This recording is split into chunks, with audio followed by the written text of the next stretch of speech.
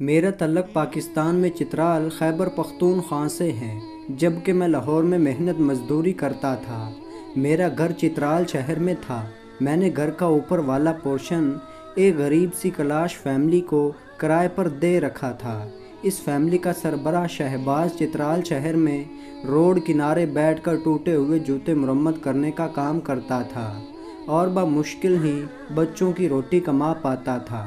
مجھے جب ان حالات کا قریب سے معلوم ہوا تو آج میں سوچتا ہوں یقیناً مہینے بعد کرایہ دینے کے لیے شہباز اور اس کے بیوی بچے روزانہ ایک نہ وقت کا فاقہ کرتے ہوں گے۔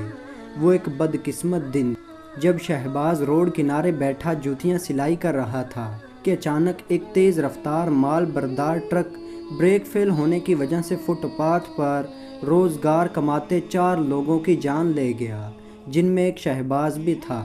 شہباز کی وفات کے وقت اس کی بیوی امید سے تھی، بچے کی نارمل ڈلیوری ممکن نہ تھی اور گھر میں آپریشن کے لیے پیسے نہ تھے۔ مجبوراً ایک مقامی ہیلتھ ورکر کے ذریعے شہباز کی بیوی نے گھر میں ہی کیس کروایا۔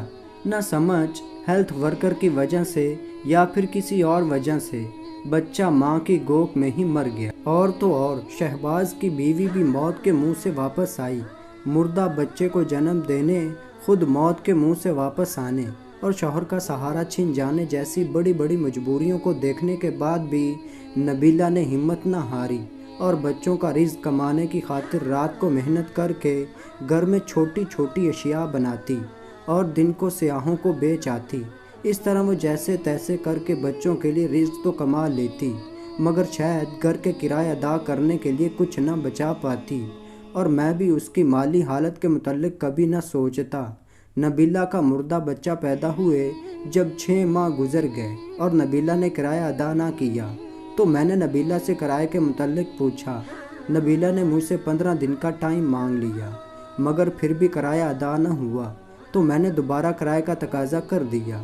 مرحوم شہباز کی بیوی نے ایک بار پھر 10 دن کا ٹائم مانگ لیا، مگر کرائے کا انتظام وہ 10 دن بعد بھی نہ کر سکی تو اس نے مزید 1 ہفتے کا وقت مانگ لیا۔ میں نے 2 ٹوک انداز میں اسے 1 ہفتے بعد کرایہ دینے یا پھر گھر خالی کرنے کا حکم سنا دیا۔ ٹھیک 1 ہفتے بعد نبیلہ کرائے کا انتظام نہ کر پائی، البتہ بہتے آنسوؤں کے ساتھ مجھے کرائے کے عوض اپنا جسم پیش کر دیا۔ اس نے روتے ہوئے بتایا کہ شہباز کی موت کے بعد ایک دن بھی سب لوگ مل کر 2 وقت کی روٹی نہیں کما سکے۔ میری گوک میں اس وجہ سے 2 بچے مر گئے کیونکہ میرے پاس آپریشن کروانے کے پیسے نہیں تھے۔ اگر میں آپ کا گھر چھوڑ کر جاؤں گی تو شاید لوگ بھوکے گدھوں کی طرح مجھ سمیت میری بچیوں کو بھی نوچ ڈالیں گے۔ بہت سوچنے کے بعد مجھے اپنی بیٹیاں اسی صورت میں محفوظ نظر آئیں کہ میں اپنا جسم بیچ کر ہی گھر کا کرایہ ادا کروں، تو میں نے سوچا کہ جتنا بہر کسی کو بیچنا آپ کو کہوں، آپ ہی کرائے کے عوض مجھ پر نفس کی۔ ان سب باتوں کے درمیان رو رو کر نبیلہ کی ہچکیاں بندھ گئی تھیں۔ میں نے اٹھ کر نبیلہ کے سر پر ہاتھ رکھا، اسے وہیں چھوڑا اور گھر کے اندر آ گیا۔ گھر آ کر میں نے اپنے بچوں کی تعلیم بند کروا دی۔ اپنی بیوی کو حکم دیا کہ وہ نبیلہ کے ساتھ مل کر اس کو فروخت کرنے کے لیے کچھ اشیاء بنا دیا کرے۔ اپنے بڑے بیٹے کو نبیلہ کے ساتھ بہر جا کر سیاحوں کو چیزیں بیچنے کی ذمہ داری سونپی تاکہ کوئی نبیلہ کو بری نیت سے نہ چھوئے، اور خود لاہور آ کر مزدوری شروع کر دی۔ نبیلہ کو رہنے کے لیے مفت میں جگہ دے دی۔ یوں دونوں گھروں میں کم از کم فاقے ختم ہو گئے۔ اسی دوران مجھے موقع ملا، میں ویزا لے کر مسقط آ گیا۔ یہاں میں نے مزدوری شروع کی، پھر ایک چھوٹی سی مشین باب گیٹ لی، اور آج الحمدللہ مسقط عمان میں چند بڑے پاکستانی بزنس مینز میں سے ایک میں ہوں۔ آج میری فیملی میرے ساتھ ہے۔ میرا بڑا بیٹا تعلیم حاصل نہیں کر سکا، مگر میں نے اپنے باقی بچوں اور نبیلہ کے بچوں کو بہترین تعلیم دلوائی۔ نبیلہ کے بچے ماسٹر ڈگری ہولڈرز ہیں۔ نبیلہ اور اس کی ایک بیٹی نے میرے حسن سلوک سے متاثر ہو کر اسلام قبول کر لیا تھا۔